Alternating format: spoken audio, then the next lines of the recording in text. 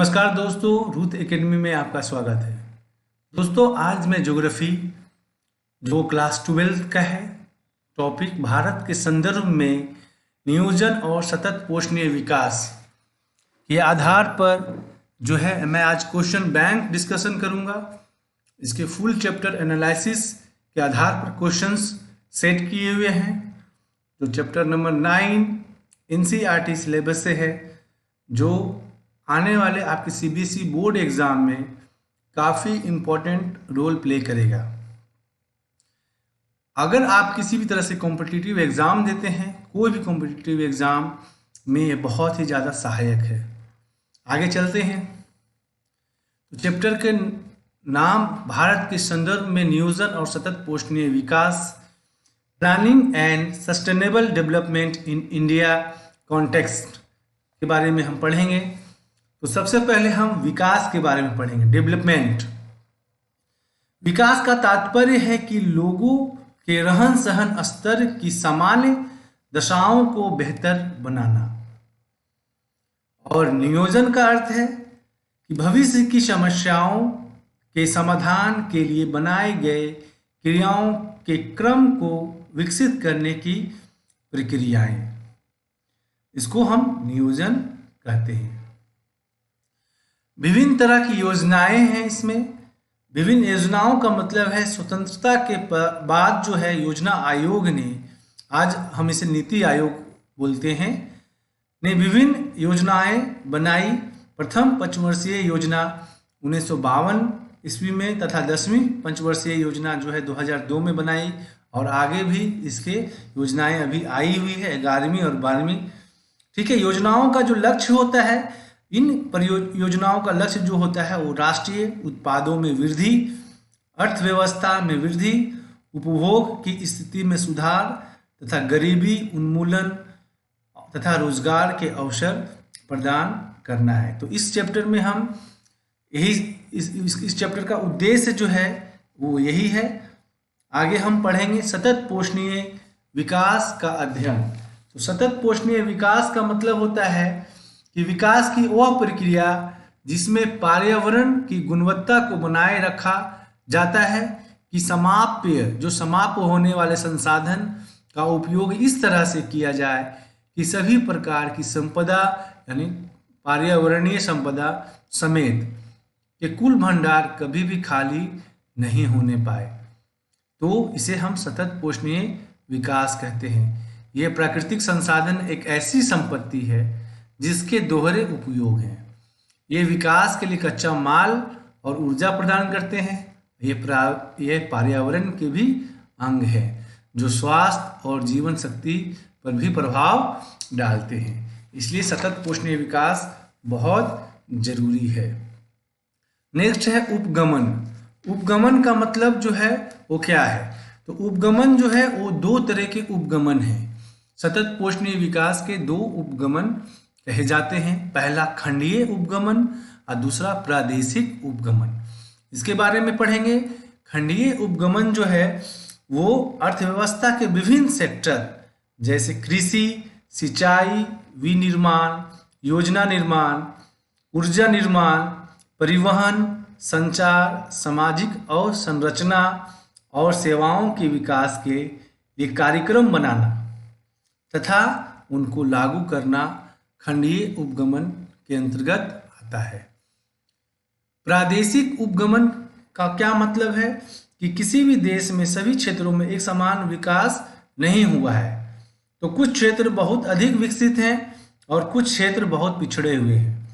तो विकास की यह असमान प्रतिरूप सुनिश्चित करता है कि नियोजन एक स्थानिक परिप्रेक्ष्य अपनाए तथा विकास में प्रादेशिक असंतुलन कम करने के लिए योजना बनाए। इस प्रकार के नियोजन को प्रादेशिक नियोजन कहा जाता है। और भारत में तीसरा है केंद्रीकृत नियोजन। तो भारत में केंद्रीकृत नियोजन लागू है। चौथा जो है समयबद्ध नियोजन यानी पंचवर्षीय नियोजन, जिसमें 5 वर्षों के अंतर्गत 5 वर्षों के लिए योजना या नीति आयोग जो है वो प्लानिंग करती है। कि किस तरह से डेवलपमेंट भारत में किया जाए। अगला है लक्ष्य क्षेत्र एवं लक्ष्य समूह की पहचान। तो लक्ष्य क्षेत्र और लक्ष्य समूह जो है सतत पोषणीय विकास का ही एक अंग है, जिसके अंतर्गत लक्ष्य क्षेत्र में जैसे आर्थिक विकास में क्षेत्रीय असंतुलन प्रबलित हो रहा था, तो क्षेत्रीय एवं सामाजिक विषमताओं की प्रबलता को काबू में रखने के क्रम में योजना आयोग या नीति आयोग ने लक्ष्य क्षेत्र तथा लक्ष्य समूह योजना उपगमन को प्रस्तुत किया है। अब लक्ष्य क्षेत्र में जो है कौन क्या आते हैं, तो लक्ष्य क्षेत्र की ओर इंगित कार्यक्रमों के कुछ उदाहरण में कमान नियंत्रित क्षेत्र है, इसमें ध्यान दीजिएगा, कमान नियंत्रित क्षेत्र का विकास कार्यक्रम, सूखाग्रस्त क्षेत्र विकास कार्यक्रम, पर्वतीय क्षेत्र विकास कार्यक्रम आते हैं। इसके साथ लघु कृषक विकास संस्था और सीमांत विकास किसान विकास संस्था आदि कुछ लक्ष्य समूह के अंतर्गत आते हैं। मैं बता देना चाहता हूँ 8वीं पंचवर्षीय योजना में पर्वतीय क्षेत्रों तथा उत्तर पूर्वी राज्यों, जनजातीय एवं पिछड़े क्षेत्रों की अवसंरचना को विकसित करने के लिए विशिष्ट क्षेत्र योजना को तैयार किया गया है। अब आगे हम चलते हैं। यहाँ पर डिवाइड किया हुआ है प्रादेशिक नियोजन को। तो लक्ष्य क्षेत्र और लक्ष्य समूह दो तरह के डिवीजन हैं। लक्ष्य क्षेत्र में कमान नियंत्रित क्षेत्र आते हैं, सूखाग्रस्त विकास क्षेत्र आते हैं, पर्वतीय विकास क्षेत्र आते हैं और रेगिस्तानी विकास क्षेत्र आते हैं। लक्ष्य समूह में अभी मैंने बताया लघु कृषक विकास संस्था जिसे हम SFTA कहते हैं, सीमांत किसान विकास संस्था जिसको MFDA कहते हैं, तो इसे प्रादेशिक नियोजन के अंतर्गत आता है। विकास एक बहुआयामी संकल्पना है। इसके अंतर्गत आर्थिक क्षेत्र, जन स्वास्थ्य, शिक्षा, समान अवसर, राजनीतिक अधिकार, नागरिक अधिकार, सतत पोषणीय विकास, ये सारे मिलाकर इक्वल टू विकास कहा जाएगा। यानी विकास के लिए ये जरूरी तथ्य है कि आर्थिक क्षेत्र में विकास हो, जन स्वास्थ्य अच्छा हो, शिक्षा का विकास हो, लोगों को समान अवसर मिले, लोगों को राजनीतिक अधिकार मिले, नागरिक अधिकार मिले, सतत पोषणीय विकास भी बहुत जरूरी आता है। तो विकास के लिए एक बहुआयामी संकल्पना इसे कहते हैं। आगे चलते हैं क्वेश्चंस की ओर। नियोजन का अर्थ क्या है? तो नियोजन का मतलब होता है निर्णय लेना।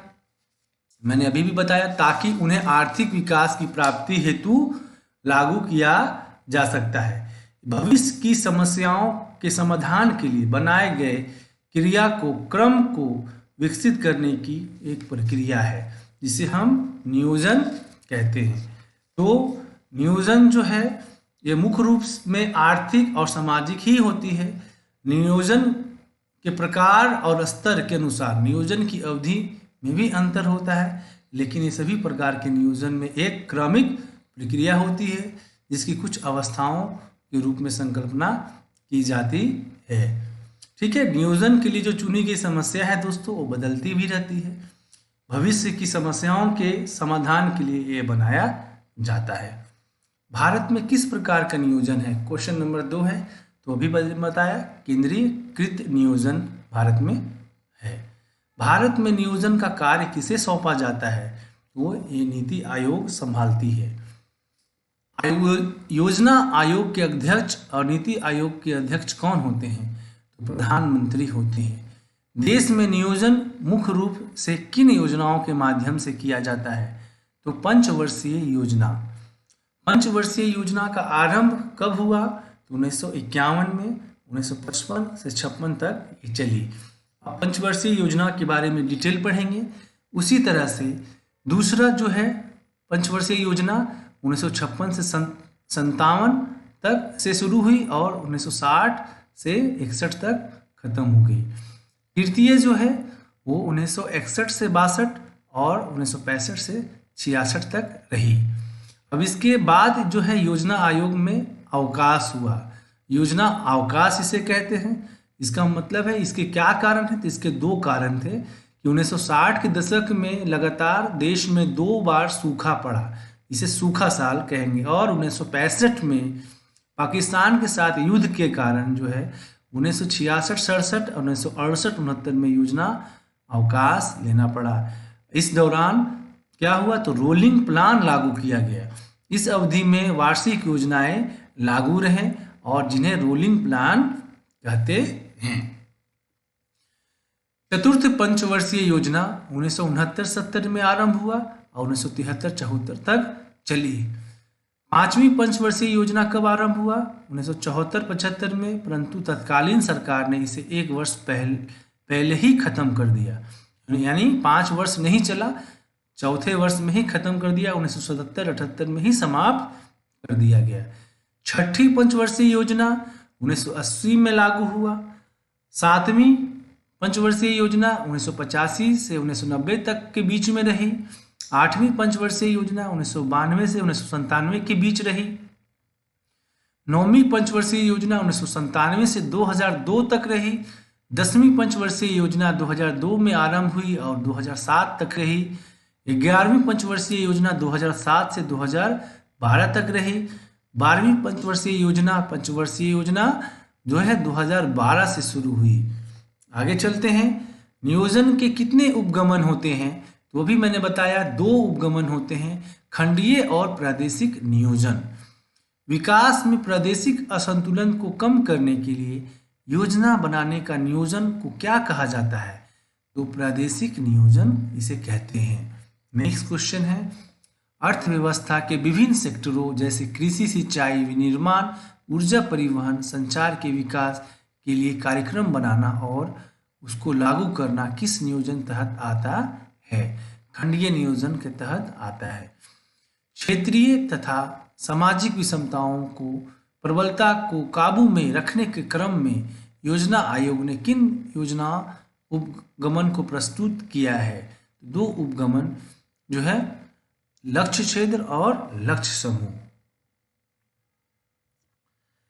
लक्ष्य क्षेत्र तथा लक्ष्य समूह के मुख्य कार्यक्रमों को बताएं, तो इसके 3 कार्यक्रम हैं, कमान नियंत्रित क्षेत्र विकास कार्यक्रम, सूखाग्रस्त क्षेत्र विकास कार्यक्रम और पर्वतीय विकास कार्यक्रम। नेक्स्ट क्वेश्चन है, पर्वतीय क्षेत्र विकास कार्यक्रम किस पंचवर्षीय योजना में प्रारंभ किया गया है, बहुत इंपॉर्टेंट है, 5वीं पंचवर्षीय योजना में पर्वतीय क्षेत्र विकास कार्यक्रम लागू किया गया है। सूखा संभावित क्षेत्र विकास कार्यक्रम किस पंचवर्षीय योजना में प्रारंभ किया गया है, चौथी पंचवर्षीय योजना में प्रारंभ किया गया है। ये ऐसे क्वेश्चंस कंपटीशन एग्जाम के लिए बहुत इंपॉर्टेंट है और आपके सिलेबस में भी बहुत बार ये पूछा गया है।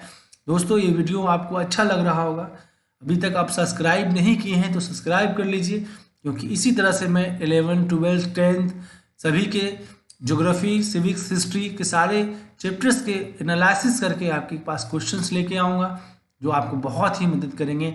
आगे चलते हैं, अब आते हैं जनजाति का एक टॉपिक है आपके टेक्स्ट बुक में, उसके आधार पर प्रश्न है। भरमौर क्षेत्र की प्रमुख नदी है रावी। रावी भरमौर क्षेत्र की प्रमुख नदी है। भरमौर जनजाति क्षेत्र किस राज्य में स्थित है, तो हिमाचल प्रदेश में स्थित है। भरमौर जनजाति हिमाचल प्रदेश के किस जिले में स्थित है, तो चंबा जिले की 2 तहसीलें हैं, भरमौर तथा होली। भरमौर क्षेत्र में स्थित 2 पर्वत श्रेणियां बताएं, पीर पंजाल और धौलाधर। भरमौर क्षेत्र में कौन सी जनजाति निवास करती है, तो गद्दी। भरमौर जनजाति क्षेत्र की गद्दी जनजाति का व्यवसाय तथा बोली क्या है, तो पशुपालन और कृषि, और वो गडियाली यानी गदियाली भी बोलते हैं, यहाँ गडियाली और गदियाली दोनों हो सकते हैं। भरमौर जनजातीय क्षेत्र लगभग कितने वर्ग किलोमीटर क्षेत्र में फैला है, तो 1818 वर्ग किलोमीटर क्षेत्र में ये फैला है। जनजाति उप योजना किस पंचवर्षीय योजना के अंतर्गत शामिल हुई है, तो 5वीं। ITDP इस संदर्भ में वर्णित है, तो समन्वित जनजातीय विकास programme. Our common future report किसने प्रस्तुत किया, तो ब्रंटलैंड। इंदिरा गांधी नहर किस बांध से निकाली गई है, तो Harike. The limit to growth पुस्तक किसने लिखी, 1972 में मिलोस ने लिखी। SFDA और MFDA का पूर्ण रूप क्या है, यानी फुल फॉर्म क्या है? तो SSDA small farm development agency, इसको लघु कृषि विकास संस्था भी हम बोलते हैं। और MSDA का फुल फॉर्म है मार्जिनल फार्म्स डेवलपमेंट एजेंसी, जिसको हम सीमांत किसान विकास संस्था कहते हैं। HADP से क्या तात्पर्य है? तो पर्वतीय क्षेत्र विकास कार्यक्रम से तात्पर्य है। TSP से क्या तात्पर्य है? जनजातीय उपयोजना। इंदिरा गांधी नहर परियोजना कब प्रारंभ हुआ? तो 31 मार्च 1958 को प्रारंभ हुआ। द पॉपुलेशन बॉम्ब की रचना किसने और कब की? तो 1978 में एहर लीच ने की। तो ये आपका वीडियो यहाँ पर ख़त्म होता है और इस चैप्टर से बहुत जो भी इम्पोर्टेंट क्वेश्चंस जो हैं, जो MCQ टाइप्स के पूछे जाते हैं, वो मैंने यहाँ पर ज़्यादा से ज़्यादा निकाल के लाया हूँ। आपको निश्चित अच्छा लगा होगा। अगर आपको अच्छा लगा तो सब्सक्राइब करें ताकि आने वाले वीडियो आपके पास पहुँच सके। लाइक करें, शेयर करें और कमेंट करें। इस PPT का जो भी PDF है उसको मैं डिस्क्रिप्शन बॉक्स में मैं लिंक डाल दूंगा। अगर आप चाहें तो वहाँ से डाउनलोड करके अपने नोटबुक को इम्प्रूव कर सकते हैं और भी अपनी तैयारी को मजबूती प्रदान कर सकते हैं। Thank you very much.